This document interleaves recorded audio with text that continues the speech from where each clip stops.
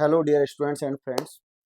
तो देखो, आज मेरा मेन मुद्दा ये है बात करने का कि जैसे मैंने देखा है बच्चों को तैयारी करते हैं, प्रिपरेशन कर रहे होते हैं, भाई आप नीट की करो, जेई की करो।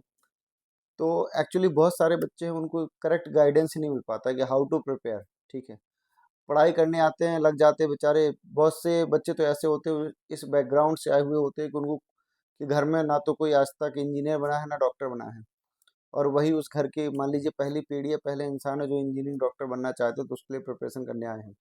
लोग अलग अलग जगह जाते हैं, बड़ी बड़ी सिटी में जाते हैं, नामी नामी कोचिंग में एडमिशन लेते हैं। ठीक है, एडमिशन लेते ही अपनी तैयारी स्टार्ट कर देते हैं। बट ठीक है, वो तैयारी का पूरा फेज है। बट मैं आज जिस चीज़ को बात करने के लिए वीडियो बना रहा हूँ, तो देखो, एक्चुअली तैयारी करनी कैसे चाहिए। सबसे पहले तो हमें ये समझना चाहिए, ठीक है, कि नोट्स कैसे बनाएं, तैयारी कैसे करें। ठीक है, फेज पूरा देखो, क्योंकि आप अगर मान लीजिए अप्रैल अप्रैल अप्रैल मई में एडमिशन लेते हैं लोग कोचिंग इंस्टीट्यूट्स में, या आजकल तो ऑनलाइन भी लोग करने लगे हैं तैयारी। तो कैसे तैयारी करें, है ना, और कैसे अपने आप को मोटिवेट रख पाएँ। देखो, तो देखो, तैयारी करने का मेरा जो सिंपल फंडा है, मुझे जो लगता है कि आप सिंपल देखो, जैसे कोचिंग में टीचर ने पढ़ाया, आपके इंस्टीट्यूट में टीचर ने पढ़ाया, तो पहली बात तो बच्चों को क्लास डेली अटेंड करनी चाहिए। आजकल जो माहौल बना है ना ऑनलाइन का, तो बहुत सारे बच्चे तो क्या है ना, ऑफलाइन के रह जाते हैं ना ऑनलाइन के रह जाते हैं, क्लास ही डेली अटेंड नहीं करते हैं। ठीक है, तो पहले तो आप क्लास डेली अटेंड करें। ठीक है, क्लास डेली अटेंड करने के बाद दूसरी बात हमेशा ध्यान रखें कि जिस सब्जेक्ट का लेक्चर हुआ है, उस सब्जेक्ट को आपको घर जाके लेक्चर नोट्स को तो रिवाइज करना ही करना है, उसको भी आपको पढ़ना है थोड़ा बहुत। ठीक है, और दूसरी बात, जैसे मान लीजिए अब ये है, कुछ बच्चों की स्ट्रेटजी क्या होती है कि एक चैप्टर पूरा फिनिश हो गया, उसके बाद हम क्वेश्चन करना स्टार्ट करेंगे। ठीक है, या हो सकता है टीचर की मिस्टेक होगी, टीचर ही नहीं आपको बताता है। बट मेरा मानना ये है कि चाहे टीचर हो, अगर टीचर है तो टीचर को देखो क्या है कि जैसे जो टॉपिक खत्म हुआ, तो आप मॉड्यूल लगा रहे हैं, बुक लगा रहे हैं, जो भी आप बच्चों को कह रहे हैं रेफरेंस के लिए, तो हमेशा टॉपिक वाइज बच्चों को क्वेश्चन मिले हुए होने चाहिए कि इस टॉपिक खत्म हुआ तो आप इस टॉपिक क्वेश्चन ट्राई करें। ठीक है, अदरवाइज क्या होगा कि एक बर्डन टाइप का क्रिएट होता जाता है, और वो सारे सब्जेक्ट का धीरे धीरे बर्डन बनते जाता है, और लास्ट में आगे फिर वो क्या होता है ना, हाथ पैर फूल जाते हैं, फिर वो करने की इच्छा नहीं करती, क्योंकि ह्यूमन बीइंग है हम, भाई रोबोट थोड़ी ना है।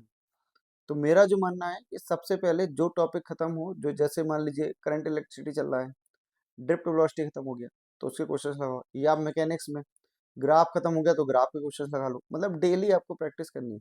अब देखो, ह्यूमन बीइंग है, वीक में एक आध दिन अगर ऊपर नीचे हो जाता है तो चलेगा। ऊपर नीचे का मतलब एक आध दिन आपके मान लो नहीं पढ़ पाए कुछ, तो उसको लेके डिप्रेस नहीं होना है, पढ़ते रहना है कंटिन्यूसली, क्योंकि वो ऊपर नीचे होते ही है, ग्राफ ऐसे ही चलता है, ऐसे नहीं कि एकदम को सीधे चला जाए। ठीक है, तो इस चीज़ का ध्यान रखेंगे। अब देखो, दूसरी बात जो मोस्ट इम्पोर्टेंट है कि बच्चे क्या करते हैं, जैसे जेई मैंने अधिकतर देखा है, ये बुक फॉलो कर लेंगे, वो बुक फॉलो कर लेंगे, टीचर ने बता दिया ये बुक ले लो, तो तुरंत ही बुक खरीदना स्टार्ट कर दिया। ठीक है, बुक लो, अच्छी बात है। बट मेरा ये मानना है कि सबसे पहले आपको पीवाईक्यू आना बहुत जरूरी है। प्रीवियस ईयर क्वेश्चंस अगर आप उस टॉपिक के लगा पा रहे हैं, तो इसका मतलब आप उस टॉपिक को समझ पा रहे हैं, उस टॉपिक की अंडरस्टैंडिंग आपकी बन पा रही है, कॉन्सेप्ट में क्लैरिटी आ रही है। ठीक है, तो पीवाईक्यू लगाना सबसे ज़्यादा इंपॉर्टेंट है। पर्सनली अगर मैं बोलूँ तो सबसे पहले आप टॉपिक खत्म होने के बाद पीवाईक्यू ही लगाओ। पीवाईक्यू लगाने से देखो दो चीज़ें होती है, एक तो आपको कॉन्फिडेंस क्रिएट होता है कि हाँ इस टाइप के क्वेश्चन मैं लगा सकता हूँ। दूसरी बात, आपको वैरायटी ऑफ क्वेश्चंस पता चलता है कि आखिर हमारा जो एग्जाम है, स्पेसिफिक एग्जाम जिसके हम प्रिपरेशन कर रहे हैं, तो उसके लिए हम किस टाइप के क्वेश्चंस आते हैं, है ना। तो वो अंडरस्टैंडिंग बनना आपकी जरूरी है। अदरवाइज लोग क्या कहते हैं, बुक लेके बुक लगाना स्टार्ट करते हैं, आपको पता ही नहीं एग्जाम में आया कौन सा क्वेश्चन है, या किस टाइप के क्वेश्चंस बार बार रिपीट हो रहा है। तो सबसे पहले आपको प्राइम फोकस होना चाहिए पीवाईक्यू पर। पीवाईक्यू आप उस टॉपिक के कर लें, पीवाईक्यू कर लें, पीवाईक्यू के बाद कोचिंग का मॉड्यूल कर लें, या मॉड्यूल या पीवाईक्यू कोई भी आगे पीछे कर सकते हैं। उसके बाद फिर आप किसी बुक को प्रेफर करें। ठीक है, एक्चुअली होता क्या है, कई सारे टीचर्स ऐसे हैं जिन्होंने खुद ने कंपटीशन कभी क्रैक नहीं किया। तो कंपटीशन क्रैक नहीं किया तो उनको पता ही नहीं है कि हाउ टू प्रिपेयर।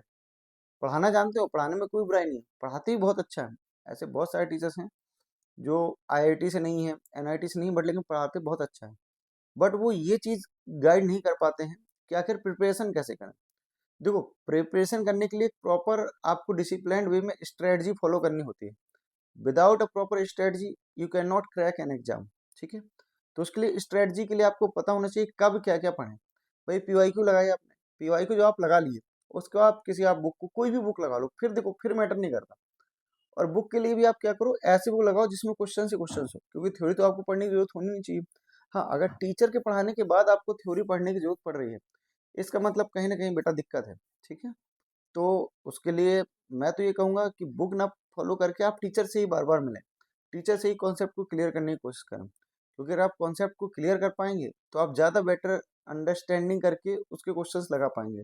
लेकिन अगर आपने सोचा कि टीचर का पढ़ा है तो ठीक है, आपने बुक फॉलो की, दो तीन एक बुक से कॉन्सेप्ट समझ में नहीं आया दूसरी बुक से, तो वहाँ फिर क्या होगा ना, एक जिगजैग मैनर में आपका पूरा कॉन्सेप्ट हो जाएगा। और जब आप रिपीट करने जाओगे तो आप समझ ही नहीं पाओगे कि कहाँ से रिपीट करें, और समझो बल्क में चीज़ें क्रिएट हो जाएंगी।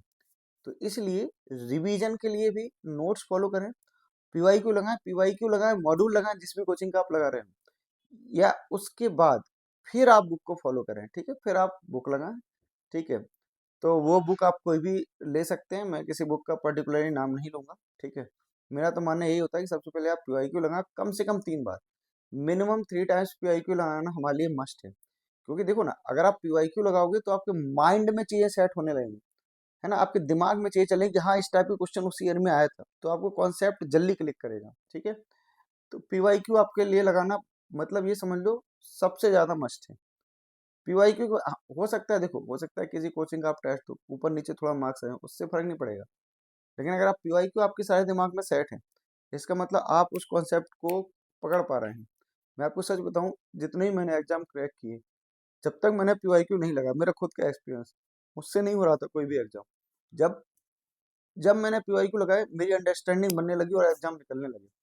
तो पीवाईक्यू बेटा लगाना बहुत ज्यादा जरूरी है। ठीक है, आप हर एग्जाम को क्रैक करने से पहले उस एग्जाम को समझें। तो अगर हम समझ ही नहीं पा रहे हैं एग्जाम को कि एग्जाम की रिक्वायरमेंट क्या है, तो हम कैसे कोई मतलब आंख बंद करके कोई बुक फॉलो कर लें। ठीक है, तो इस चीज का खास तौर से ध्यान रखें। ठीक है, मस्ट है पीवाईक्यू लगाना, कम से कम 3 बार, है ना, मैक्सिमम 5 बार, इससे ज्यादा तो लगा भी नहीं सकते लोग पीवाईक्यू लोग। अच्छा, पीवाईक्यू लगाने का भी तरीका या फिर रिवीजन करने का भी तरीका, पीवाईक्यू भी आप लगाएं तो ऐसे नहीं वही क्वेश्चन बार बार लगा रहे हैं, जो एक बार में जो क्वेश्चन लगाएं और जो आपसे लग रहा है बिल्कुल इजी है, उसको आप क्या है ना स्टार मार्क कर दो।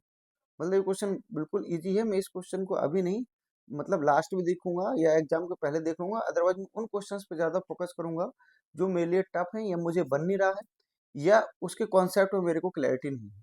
ठीक है, तो इस बात का ध्यान रखेंगे तो चीजें बहुत बेटर वे में हो जाएगी। देखो कंपटीशन टफ नहीं, कंपटीशन हम ही आप लोग ही निकालते हैं, बच्चे ही निकालते हैं। अब कोई बच्चा निकाल लेता क्यों, क्योंकि उसकी प्रॉपर स्ट्रेटजी से वो पढ़ाई कर रहा है, और कोई बच्चा नहीं निकाल पाता जबकि वो मेहनत बहुत कर रहा होता है, दिन रात मेहनत कर रहा होता है ना। तो इस चीज को बेटा आपको समझना पड़ेगा कि आखिर हम कैसे पढ़ें, हाउ टू स्टडी, नोट्स कैसे बनाएं। ठीक है, नोट्स के लिए प्रॉपर गाइडेंस होना चाहिए आपका। ये नहीं, मैंने क्लास में भी देखा, जब बच्चों को पढ़ाता हूँ, मैं पढ़ा रहा हूँ, बच्चे बाद में पूछने आते हैं सर ये समझ में नहीं आ रहा, मैं देखता हूँ मुझे खुद उस नोट्स का समझ में नहीं आता। तो कम से कम जो टीचर पढ़ाए, टीचर का आपको एक एक चीज आपके दिमाग में होनी चाहिए और एक एक चीज आपके नोट्स में होनी चाहिए। ये नहीं कि नहीं नहीं ठीक है ये तो मेरे को आता है चलो हटो, नहीं लिखते हैं इसको। तो बेटा अभी तो आप नहीं लिखोगे, लेकिन क्योंकि अभी आपको दिमाग में है, बट लेकिन एक समय के बाद वो दिमाग से चला जाएगा, फिर क्या करोगे। नोट्स में आप मैक्सिमम से मैक्सिमम चीजें लिख के रखें, जो टीचर बोले, जो आपको लगे वो बिल्कुल पूरा लिखें, है ना, ताकि आप चीजों को अच्छे से कर पाए, रिवाइज करने में सारी चीजें आपके माइंड में क्लिक कर जाए।